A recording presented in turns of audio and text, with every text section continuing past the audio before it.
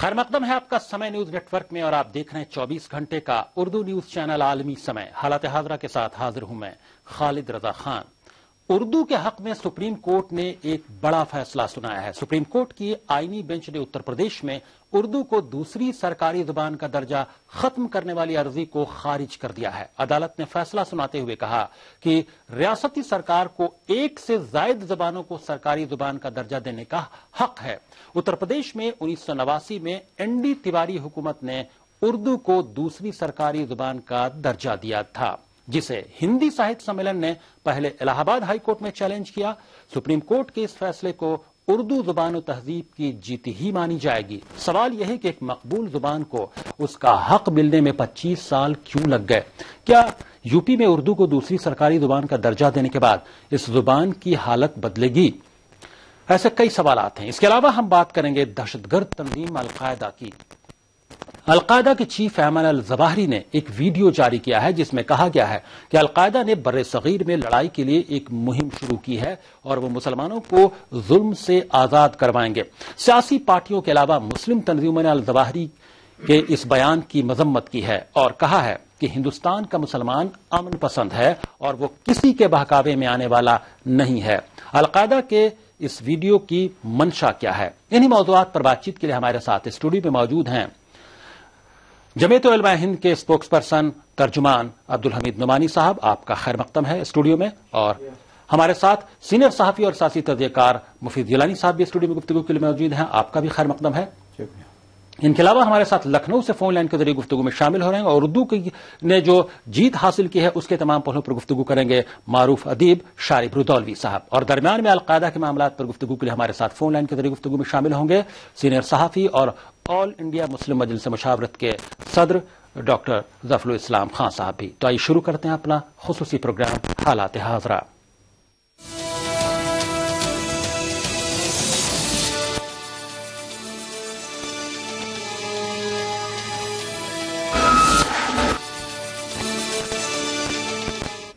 उर्दू के हक में एक बड़ा फैसला आया है। उत्तर प्रदेश में उर्दू को दूसरी सरकारी जुबान का दर्जा बरकरार रहेगा।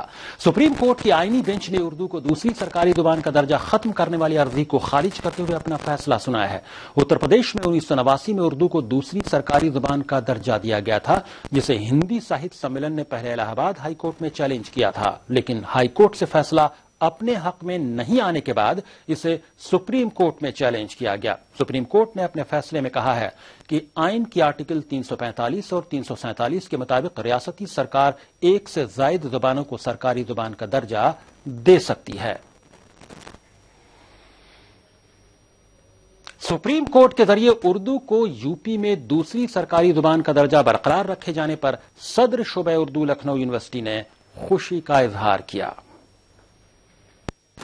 फैसला दिया कि साहब होनी चाहिए, लेकिन ये होने में भी 25 साल लग गए।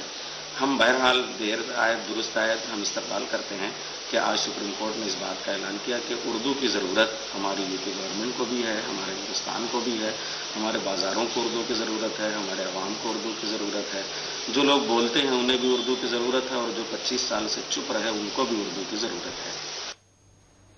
तमाम मेहमान हमारे साथ गुफ्तगू में शामिल हैं। स्टूडियो में मौजूद हैं अब्दुल हमीद नुमानी साहब और मुफीद जिलानी साहब और फोन लाइन के जरिए भी चंद मेहमान गुफ्तगू में शामिल हैं। अब्दुल हमीद नुमानी साहब, क्या लगता है आपको यह फैसला किस तौर पर देखते हैं आप कि जो उर्दू 25 साल जरूर लगे लेकिन उर्दू को उसका दर्जा बरकरार रखने का हक मिल गया?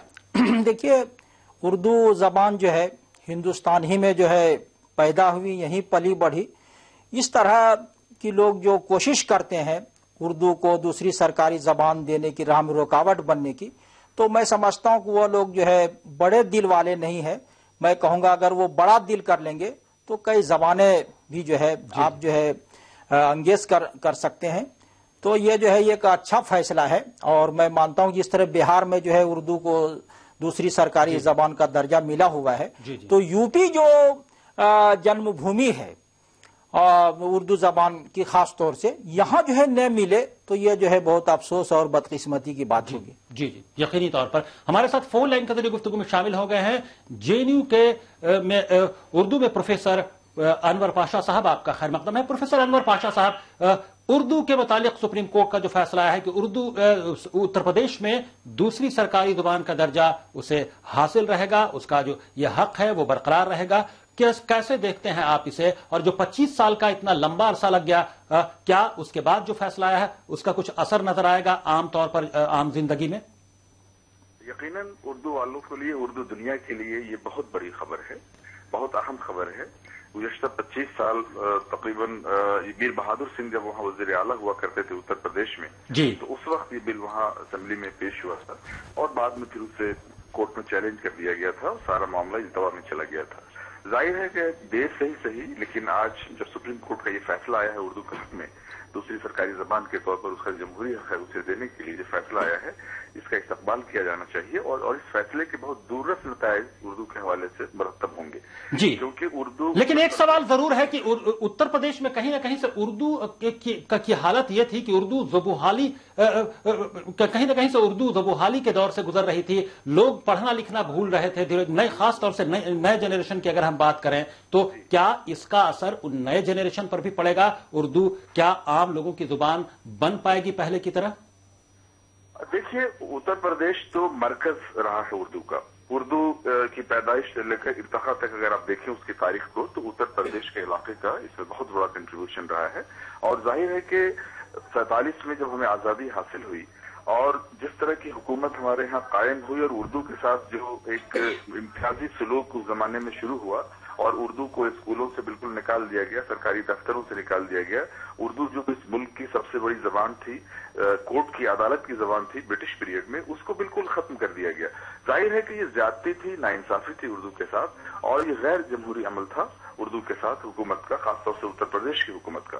آپ نے بالکل سچ کہا کہ اردو کی جو نسلیں اس درمیان میں پیدا ہوتی اور اردو کے فروغ کے لیے اردو میں لکھنے پڑھنے سے لے کر کے تخلیق کی سطح پر جو ایک بڑا طبقہ، بڑا حلقہ پیدا ہوتا، اس کی گنجائشیں ختم ہو گئی اس پورے پیریڈ میں۔ اردو بے بسی کی شکار ہو گئی، اردو ایک طرح سے اس کی خودکشی نہیں کہیں گے، اردو کشی کا عمل جو چلا ریاست کی طرف سے، حکومت کی طرف سے، اس میں اردو کو ختم کیا گیا۔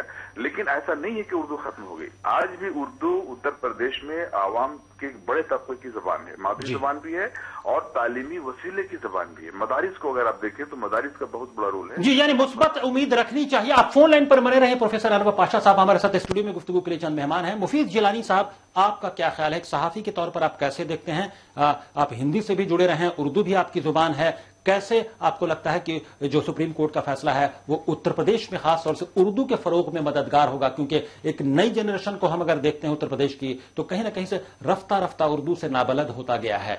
دیکھیے، ایسا ہے کہ سپریم کورٹ کا یہ فیصلہ اردو کے فروغ میں اہم رول کیسے ادا کر سکتا ہے؟ سرکار کو اب پوری طرح آزادی ہے کہ وہ عملی طور پر اردو کے ترقی کے لیے کام کرے۔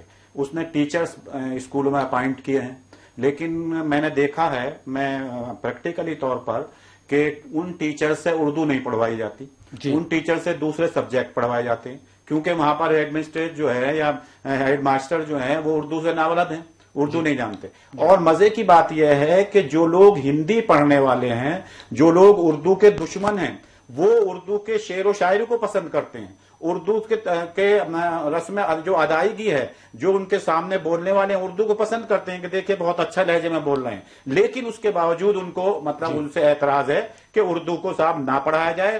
وجہ کیا ہے کہ وہ ان کو نظر یہ آتا ہے کہ اگر اردو کو پڑھایا گیا، اردو کو بڑھاوا دیا گیا تو اس سے کئی اقلیتوں کو کوئی فائدہ نہ ہو جائے۔ اصل بات جو ہے اردو کی دشمنی کی یہ نہیں ہے کہ کسی زبان سے ان کو پرہیز ہے، کسی زبان سے ان کی دشمنی ہے، وہ خود بولتے ہیں اردو، وہ خود اردو بولنے والوں کو پسند کرتے ہیں، لیکن اگر سرکاری طور پر اردو ہو گئی، سرکاری دفتروں میں اردو کے ساتھ جو امتیاز برتا جاتا ہے کہیں نہ کہیں سے اس میں بھی فرقواریت والی ذہنیت کام کرتی ہے، اسی وجہ سے اردو کے ساتھ امتیاز برتا ہے۔ بے شک، بالکل یہی وجہ ہے کہ کہیں اقلیتی فرقے کو فروغ نہ مل جائے، کہیں اقلیتی فرقہ اس سے جڑ کر روزگار حاصل نہ کر لے، کہیں اقلیتی فرقے کو سرکاری دفاتر میں، اسکولوں میں جگہ نہ ملنے لگے۔ اگر سرکاری طور پر یہ ہو گیا کہ اردو سرکاری زبان ہے، عدالتوں میں پھر اس طرح سے اس کو استعمال کیا جانے لگا، تو یہ وجہ ہے اردو سے کوئی دشمنی زبانی طور پر نہیں ہے، عملی طور پر دشمنی ہے کہ اردو کو یعنی اس کو روزگار سے نہ جوڑا جائے. سب سے بڑا مسئلہ یہ ہے. مولانا عبدالحمید نعمانی صاحب، آپ کو کیا لگتا ہے، کیا واقعی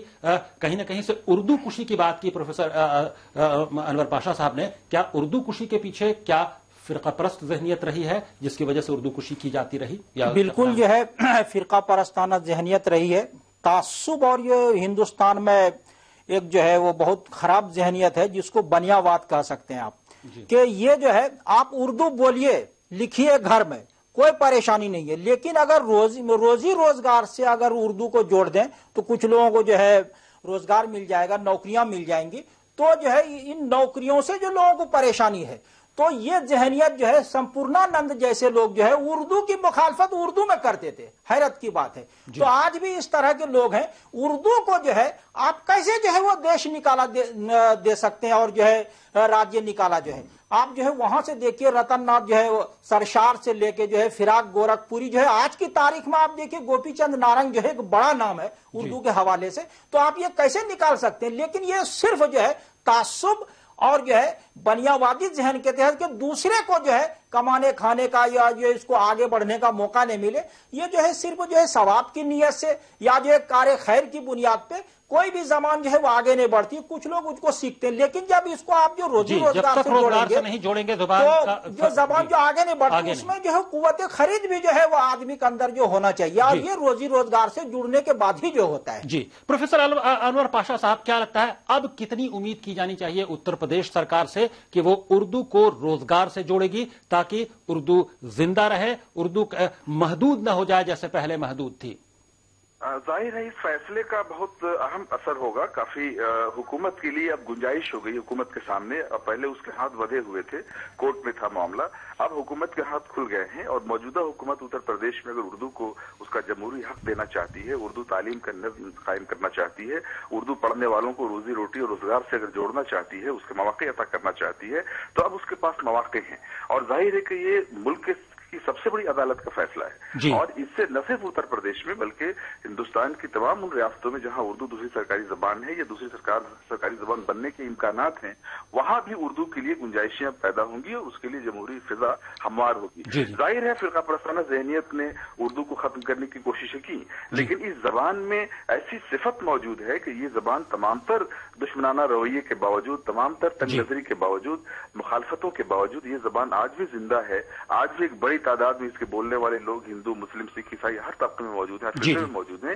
یہ اس زبان کا کردار ہے، اس کا جمہوری اور سیکولر کردار ہے جس نے اس کو زندہ رکھا ہے. اب اتر پردیش کی سرکار پر ایک بڑی ذمہ داری عائد ہوتی ہے کہ اس فیصلے کی روشنی میں وہ تمام جمہوری حقوق، وہ تمام آئینی حقوق، وہ تمام تعلیمی حقوق جو اردو زبان بولنے والوں، مادری زبان کے طور پر استعمال کرنے والوں کو جو حقوق. آپ نے بہت اہم بات کہی کہ ابھی اتر پردیش سرکار کی ذمہ داری ہے کہ وہ اردو کو اس کا آئینی حق دلائے، اس کا جو جمہوری حق وہ ہے وہ دلائے، اردو کو روزگار سے جوڑے تاکہ پہلے کی طرح یہ زبان محدود ہو کر نہ رہ جائے. آج کے سپریم کورٹ کے فیصلے کو ضمیر ہاشمی نے اس طرح اشعار میں ڈھالا ہے: تنگ نظری پر ہوا انصاف کچھ ایسے عیاں، فیصلے میں اپنے سپریم کورٹ بولا حق بیاں. یہ ہے بھارت کی کھڑی بولی کی جڑواں بیٹیاں، ساتھ ہندی کے بنے اردو بھی سرکاری زباں. ان سے ہے پہچان تہذیب وطن کی شان کی، ایک کوئل اور ایک بلبل ہے ہندوستان کی. بہت بہت شکریہ پروفیسر انور پاشا صاحب فون لائن کے ذریعے گفتگو میں شامل ہونے کے لیے. مفید گیلانی صاحب اور مولانا عبدالحمید نعمانی صاحب اسٹوڈیو میں گفتگو کے لیے موجود ہیں. بریک کے بعد ہم آئیں گے تو بات کریں گے کہ القاعدہ کے چیف ایمن الظواہری نے پورا جو بر صغیر ہند ہے اس میں اپنی شاخ کھولنے کا اعلان کیا ہے اور جہاد کا کہیں نہ کہیں سے اعلان کیا ہے کہ وہاں کے مسلمانوں کو وہ جوڑیں گے اس سے. اس کے تمام پہلوؤں پر گفتگو کریں گے اور گفتگو میں ہمارے ساتھ فون لائن کے ذریعے شامل ہو رہے ہوں گے آل انڈیا مسلم مجلس مشاورت کے صدر ڈاکٹر ظفر الاسلام خان صاحب بھی فوراً حاضر ہوتے ہیں.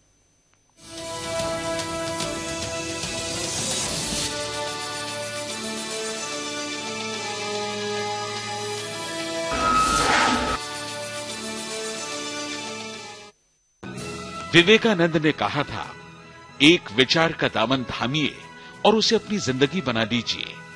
विवेकानंद की इसी सोच को हकीकत में बदलने वाले राजस्थान के उद्यमियों को सम्मानित करेगा देश का सबसे बड़ा रीजनल एमएसएमई अवार्ड 6 सितंबर को जयपुर में.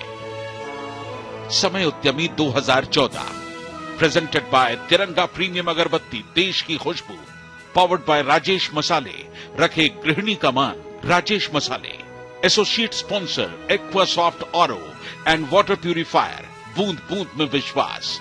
को associate sponsor ICL group, your career with image. Knowledge partner NSIC, industry partner PSESME, print partner Rashtriya Sahara और रोजनामा राष्ट्रीय सहारा, इंटरनेशनल टेलीकास्ट पार्टनर आलमी समय, माइडिया 100 की पहल।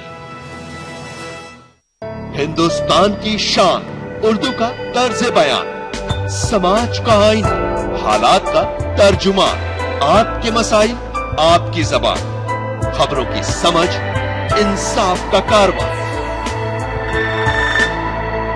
आलमी समय, सच की पहचान। समय परिवर्तन है, समय संजीवनी है, समय मनुष्य है, वर्तमान है, भविष्य है, मासूम ममता की मीठी सी झपकी है। समय सभी का है, समय तुम्हारा है, हम समय, ये समय हमारा है। रहिए समय के साथ।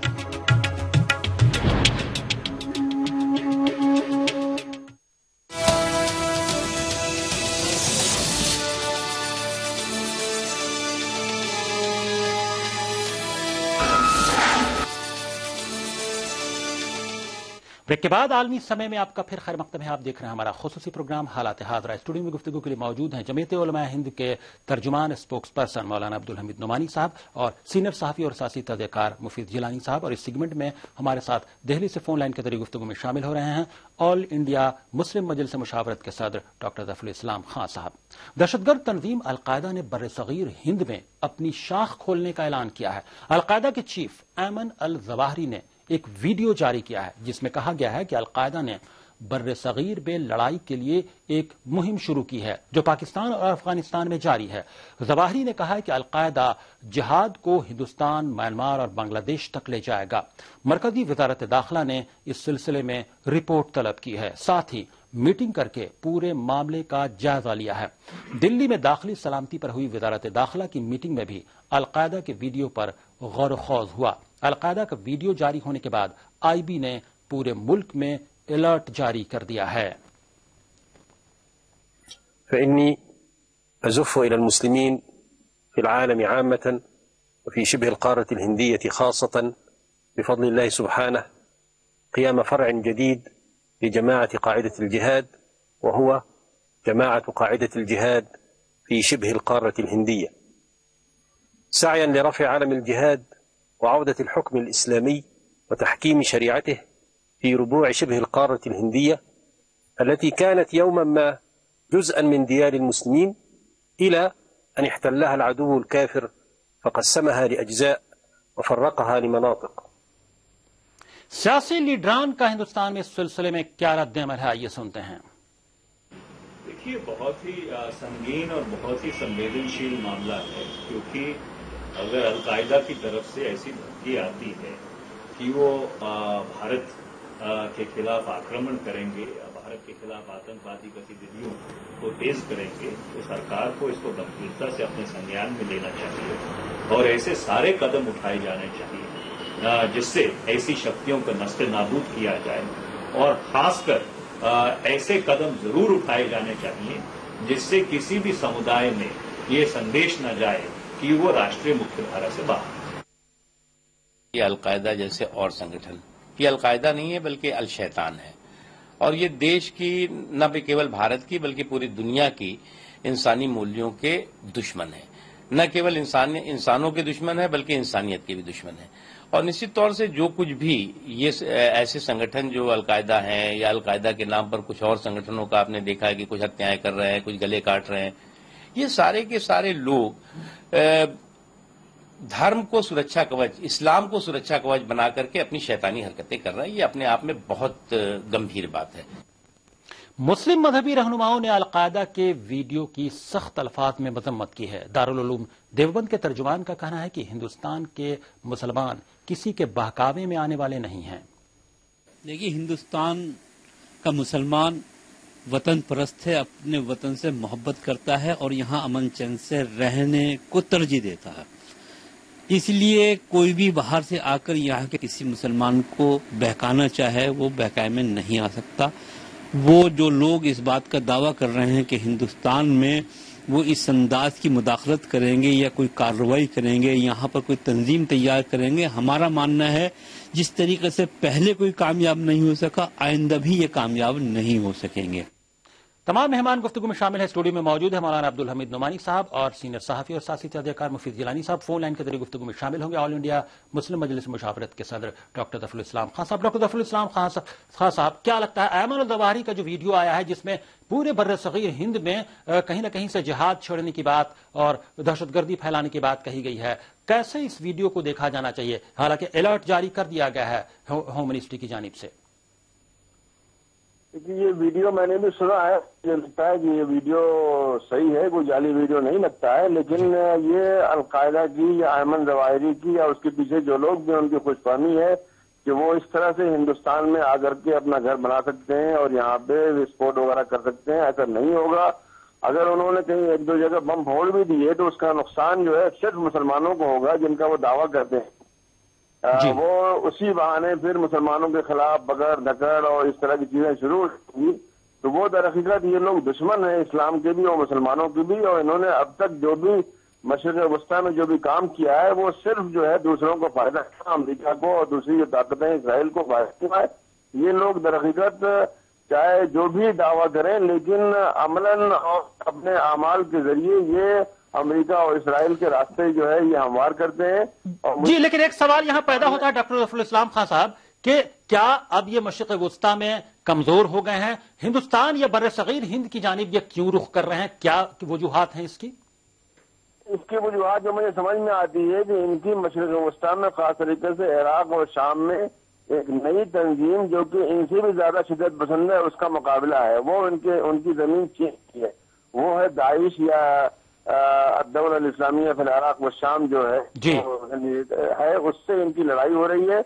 और मैं समझता हूँ कि वो जो टर्फ वार होती है उसको इन्होंने इधर मुंतकिल करने की कोशिश की और ये दिखाने की कोशिश कर रहे हैं कि हम तो खाली सिर्फ वो सलाखे पर के दुनिया के और इलाकों में काम कर रहे हैं। तो ये दरहकीकत उनकी जंग जो दरहकीकत है वो वस्ता में यहाँ नहीं है, लेकिन वो हमको सिर्फ इस्तेमाल करके अपने जो वहाँ पे नंबर उनको बढ़ाना चाहते हैं और दाइश के मुकाबले में अपने आप को ज्यादा बड़ा दिखाना चाहते हैं।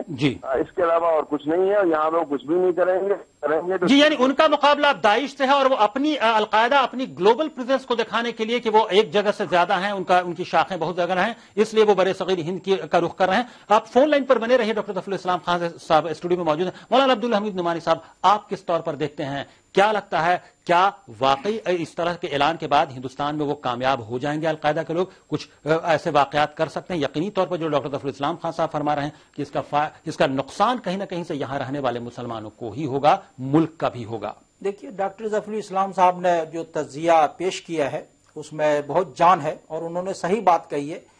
दरअसल अलकायदा को अपने वजूद बचाने का जो है बड़ा सवाल खड़ा हो गया है और ये जो जिहाद की बातें कर रहे हैं और जिस तरह जो मैंने अभी अरबी में इनकी बात सुनी तो जबान से तो ये जो है बात जो है सही मालूम होती है कि ये जो है जाली और नकली जो है वीडियो नहीं है बल्कि इन्हीं की जबान है, जिस तरह अरबी जबान और के जो है लबो लहजे से और बातों से जो है ये बात जो है जाहिर होती है। तो हिंदुस्तानी मुसलमान जो है बहुत जो है वह समझदार है। आपने देखा होगा कि शुरू से लेकर अब तक जब से जो है अलकायदा का नाम जो है सामने आया है अफगानिस्तान के हवाले से और दूसरे ममालिक के हवाले से, हिंदुस्तानी मुसलमान जो है किसी एक फर्द ने भी जो है अलकायदा की तरफ जो है रुजू नहीं किया है, रुख नहीं किया है। तो ये जो है सिर्फ एक तरह का शोशा है अपने वजूद को बचाने के लिए और अपने आप को सामने लाने के लिए। और जिहाद जो है इस्लामी शरीयत में सिर्फ वो जो है हुकूमत कर सकती है जो बिल्कुल सामने हो। इन लोगों का पता नहीं ये कहां से बोल रहे हैं, इनका जो है दफ्तर कहां है। जो लोग खुद छुपे हुए हैं वो सामने आके जो है इतने बड़े जो है खित्ते को जो है वो कैसे जो है वो अपने आसार में जो ले सकते हैं। तो मैं इसको सिर्फ जो है शोशा मानता हूं और इसके वजूद को बचाने का जो एक सवाल खड़ा हो गया है दाइश के मुकाबले में मशरिक़ वस्ता काम है, वो इसीलिए इस तरह जो थोड़ा अपने आप को बढ़ा के फैला के दिखाने की कोशिश कर रहे हैं, ताकि जो वो जज्बाती नौजवान जो है जो मशरिक वस्ता या दूसरे ममालिक में ये जो है इसकी तरफ जो है वो रुख कर सके। ये पूरा एक खेल है जो अलकायदा अपने वजूद को बचाने के लिए बरसगीर हिंद का रुख कर रहा है, क्योंकि मशरिक वस्ता में उनका मुकाबला ये रुख नहीं कर रहे हैं, ये सिर्फ बातें कर रहे हैं। ये नहीं सिर्फ बातें कर रहे हैं, शोषा छोड़ रहे हैं, गुमराह करने की कोशिश कर रहे हैं लोगों को, दुनिया को। मुफीद जिलानी साहब, एक सहाफी के तौर पर आप कैसे देखते हैं, क्या वाकई इसका असर हालांकि अलर्ट जारी कर दिया गया है, क्या वाकई अगर ऐसा है हकीकतन अगर रुख कर रहे हैं वो, तो क्या फिर कुछ लोगों से राब्ता करेंगे वो, क्या इसका नतीजा क्या हो सकता है हिंदुस्तान में? देखिए, मुझे लगता है कि ये सिर्फ सनसनी फैलाने के लिए जारी किया गया एक वीडियो है, और मैं समझता हूं कि जिस लिए उन्होंने जारी किया था उसमें मकसद में अल जवारी कामयाब हो गए। उनको अभी जो है दाइश के या ISIS के मुकाबले में एक तो फंडिंग की भी कमजोरी हो रही है। अभी पिछले दिनों खबरें आ रही थी कि आज की तारीख में सबसे ज्यादा फंड जो मिलता है एक दिन में वो ISIS को मिलता है। अलकायदा उसमें कमजोर पड़ रहा है, नंबर एक, तो उसमें उनको कामयाबी मिली। दूसरी बात यह है, मुझे लगता है कि हिंदुस्तान को जो उन्होंने शामिल किया अपने कोशिश, मतलब जो शोषा छोड़ा मौलाना नौमानी साहब के लफ्जों में, वो इसलिए कि अभी कुछ दिनों से मोदी सरकार के आने के बाद जो हालात तेजी से बदले हैं और जो एक फिरका वारियत की एक हवा हिंदुस्तान में चली है, तो उनको ये लग रहा है कि शायद अगर हम इस तरह की चीजें एक सनसनी फैलाएंगे तो हो सकता है जिस तरह से अभी प्रोपेगेंडा किया गया कि साहब बॉम्बे के कुछ लड़के जो हैं ISIS के साथ लड़ रहे हैं या 300 लोग हिंदुस्तान के लड़ रहे हैं, मैं समझता हूं ये सिर्फ इस तरह से इस चीज को एक सनसनी के तौर पर देखा जाना चाहिए, और मेरे ख्याल में इस चीज को इतनी तरजीह नहीं देनी चाहिए जितनी तरजीह सरकार ने आज दी है या मीडिया ने आज दी है। मैं समझता हूं इनका ना तो यहां कोई वजूद है और ना इनकी हिम्मत है कि ये अपने दड़बों से बाहर निकलकर हिंदुस्तान की तरफ या बर्रे सगीर की तरफ आ पाएंगे। तो मैं समझता हूं इसलिए मीडिया को भी तरह बहुत ही मोहतात रहने की जरूरत है और इन चीजों को इतना प्रोपेगेंडा करने की मेरे ख्याल में जरूरत नहीं है। और जितना भी प्रोपेगेंडा करेंगे वो अपने मकसद में कामयाब हो जाते हैं, जिस मकसद के लिए, जिस सनसनी फैलाने के लिए उनको वीडियो जारी की। मुस्लिम नौजवानों को जो है वो शक के दायरे में लाने के लिए मुझे लगता है कि यहाँ की कुछ ऐसी ताकतों ने इस वीडियो को सामने लाने का काम किया है। इसमें जो है यहाँ की एजेंसियों का भी हाथ हो सकता है, ताकि एक तरह का जो है हवा खड़ा करके जो है माहौल तैयार किया जाए और जो है यहाँ की अक्सरियत को जो है वो एक दहशत ज़दा जो है वो माहौल में रख के अपनी ताकत बढ़ाने का काम किया। क्योंकि जो दो चोर होते हैं तो वो जो मुकाबला करने के लिए एक को दूसरे से जो ताकत मिलती है, तो इसी तरह जो है जो फिरका परस्त है, शिद्दत पसंद है, वो एक दूसरे का फायदा उठाते हैं। यहाँ अगर जुल्म होता है तो इसके हवाले से अलकायदा वाले जो वहां कहते हैं देखिए मुसलमानों पे जुल्म हो रहा है, और जब उधर से ये बात आती है तो यहाँ कहा जाता है कि देखो ये तैयार हो रहे हैं और ये जिहादी जो है अपना दायरा जो फैला रहे हैं। तो यहाँ के जो है फिरका परस्तों को आपने मौलाना अब्दुल हमीद नमानी साहब बहुत सेंसिटिव बात कही है। डॉक्टर ज़फ़रुल इस्लाम खान साहब मुख्तसरन जानना चाहेंगे, जो मौलाना अब्दुल हमीद नमानी साहब जो बात बोल रहे हैं कि कहीं ना कहीं से इसमें कुछ खेल भी हो सकता है कि शक के दायरे में लाने के लिए जो हिंदुस्तानी मुसलमान नौजवान हैं उनको शक के दायरे में लाने के लिए कहीं ना कहीं से माहौल को एक तरह से अपने कंट्रोल में करने के लिए जिस तरह की फरकावारियत का माहौल यहां चल रहा है, क्या इस एंगल से देखा जाना चाहिए? इस एंगल से आप इत्तेफाक करते हैं?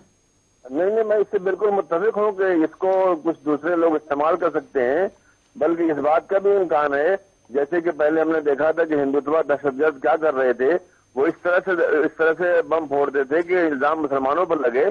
तो इस बात का इम्कान है कि इस चीज को कुछ दूसरे लोग इस्तेमाल करें और इल्जाम मुसलमानों पर लगा दें और पकड़ दकड़ इनकी शुरू हो जाए, तो इस बात का पूरा इम्कान है। लेकिन मैं समझता हूं कि अलकायदा के अंदर कोई हिम्मत नहीं है कि वो हिंदुस्तान में आए काम से कर सके या यहाँ पनप सके, उसको यहाँ कोई नहीं मिलेगा। अगर मिलेंगे तो कुछ जो है खरीद गुलाम मिल सकते हैं जो कि किसी भी तरह से मुस्लिम आवाम की नुमाइंदगी नहीं कर सकते। जी, बहुत बहुत शुक्रिया डॉक्टर ज़फ़रुल इस्लाम खान साहब फोन लाइन के जरिए गुफ्तगू में शामिल होने के लिए, हालात हाज़िरा में शामिल होने के लिए। मौलाना अब्दुल हमीद नमानी साहब और मुफीद जिलानी साहब अब दोनों का भी स्टूडियो में तशरीफ लाने के लिए और हालात हाज़िरा में शामिल होने के लिए बहुत बहुत शुक्रिया। नाज़रीन, हालात हाज़िरा में अभी बस इतना ही। आप आलमी समय को इंटरनेट पर भी देख सकते हैं, लॉग ऑन करें www.samaylive.com। फिलहाल खालिद रज़ा को दीजिए इजाजत, मगर आप देखते रहिए आलमी समय।